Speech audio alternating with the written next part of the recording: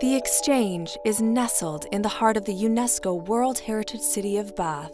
It is a stunning, mixed-use student-led development that has an important story to tell. I think delivering in a World Heritage City is always a challenge, coupled with this being a listed building, with some specific challenges around retention of a bomb-damaged facade. So it's been a challenging project all the way through, and we had to work extremely hard with the local planning authority, and that took a huge amount of work and coordination and a close working relationship with the planning officer and the local authority's planning team. So I think from a difficulty perspective, the planning of the project and securing that consent was actually more difficult than the actual delivery once the project started on site. In 1942, when Bath was finally bombed hard, there was a bomb that landed just about where I'm standing here, and it smashed lots of shrapnel into the building, and the roof caught fire because it was built with timber underneath the tiles. It's the only sign in Bath that it was bombed. I was 12 years old at the time. My father and I actually heard the air raid warning sound, and in the light in the sky we could see the flares, and so it immediately became obvious that we were the target.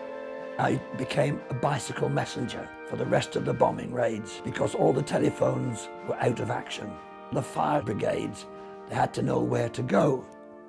And one of those that was on fire was the building we're talking about today. It was the Labour Exchange up until the time it was destroyed.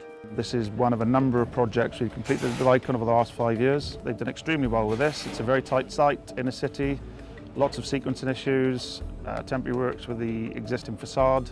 You'll be working in an inner city project. You've got local residents, you've got large vehicles coming in with deliveries, health and safety, keeping everyone in the loop what we're doing, how we're doing it. And generally I think everyone's been quite supportive of what we're doing because it is difficult. We've got a lot to do in a short amount of time, and I think we're keeping everyone happy.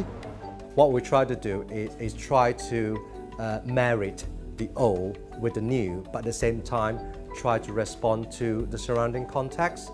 The ground floor, we leave the windows as white metal crystal windows, but the upper floor we actually specify what we call composite aluminium window, creating the common thread between the new structure above and the existing facade. The curved windows on the corner marry, if you like, two elements together, and also creating a focal point at the corner and give that sort of legibility to that entry point to the building. I think recently we've been focused more on students, mainly because the market has demanded that kind of product. Within the city of Bath itself, students are very prolific and there's lots of demand, so we've tended to focus on the student sector, and we've been very successful within that student sector. From a personal perspective, I'm absolutely delighted with what's been done. I'm delighted with the delivery. Everybody has worked on the job and the contribution it will make to the city moving forward.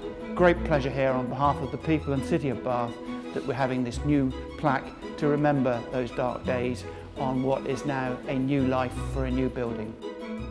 Bath is a city where there are two universities, one of which, University of Bath, is particularly strong. It attracts a lot of international students, and so that's been a city where we focused on wanting to invest for some considerable period of time. And we committed ourselves at the outset to owning it once it was built. I think it'll be an excellent asset to this part of Bath, and it brings back what was a dilapidated building into beneficial use, whilst keeping the bomb-damaged facade, which was the primary objective of the project, preserving that historical part of the city, and allowing us to deliver a new building that's very much going to be here for the long term.